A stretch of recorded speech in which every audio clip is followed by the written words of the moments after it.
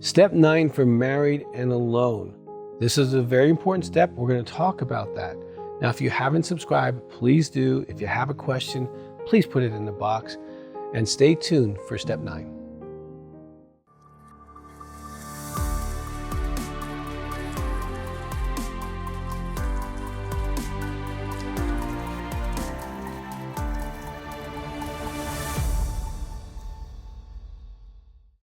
Step 9 for married and alone. I want to read the step to you, and then I want to walk through this process. It's a great one. Step 9 is great. It relieves you of a lot of stuff from your past. You've done step 8. You're willing to do the work. So let me read it to you. Made direct amends to such people wherever possible, except when to do so would injure them or others. Now, made direct. Direct means as direct as possible. If you can do your amends face to face, that is the best thing. You're going to be making appointments in step 9, calling people, say, hey, I want to get together with you, I want to talk about something. Do that as much as possible. If it's not possible to go face to face, make a phone call if you can. I would, depending on what you're taking responsibility for, as far as doing it on Zoom or FaceTime or something that people can record or written, you want to be really wise about that, because those things are permanent. People can push a record button and it may show up in a way that may actually hurt you. And I don't want you to do that. So be really responsible about that. Now, as a married and alone, your amends might be mostly inner circle, family, close friends, old friends, stuff like that. But if they do involve romantic relationships, you want to honor your marriage and make sure that that's run by your sponsor, therapist, and your spouse to make sure that there's comfort around that and there's clarity around what's being done, especially if it involves ex-lovers or ex-spouses.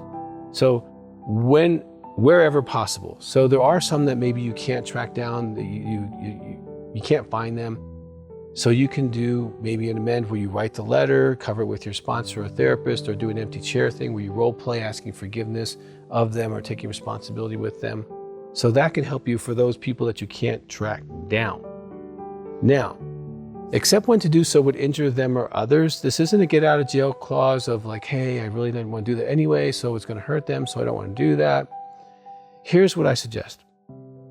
That before you cherry pick and decide someone that you're not going to do an amend with, that you talk to at least 2 people that are either in recovery or a therapist, sponsor type person, that they agree with you. Okay? That this would probably hurt them to do this, or it might hurt others to do this. Okay, if you get 2 other people that agree with you, then that might be valid, but don't take a shortcut. There might be people it's really hard to face that you need to face. And do the hard work of step 9. Now I realize as married and alone, you didn't bring this recovery process on yourself, that you didn't cause the pain of the intimacy anorexia that you suffered, and you suffered a lot of pain. Step 9 is just being human. Step 9 isn't about being a spouse of an intimacy anorexic. It's about taking responsibility, because that gift, you deserve that gift. It's looking back at your past. There's no one that you're afraid to run into at a grocery store. There's no one no name that comes up that brings, oh, I still have a secret about that. You don't have a secret about that anymore. It's over. You're free from your past. You've taken responsibility. And step 9 kind of separates you from your past. So as you go into step 10, 11, and 12, you're not carrying the suitcases. That's the gift of step 9. Now, I would say that you want to be cautious about this determining outcome, because some people do step 9 thinking, oh, we're going to be friends again. They want a relationship with me again. If I do this, it might build a bridge back. That is not the purpose of step 9. The purpose is to free you from your past. Now that can happen with some people, but I want you to be emotionally prepared that some people don't want to go back into a relationship with you.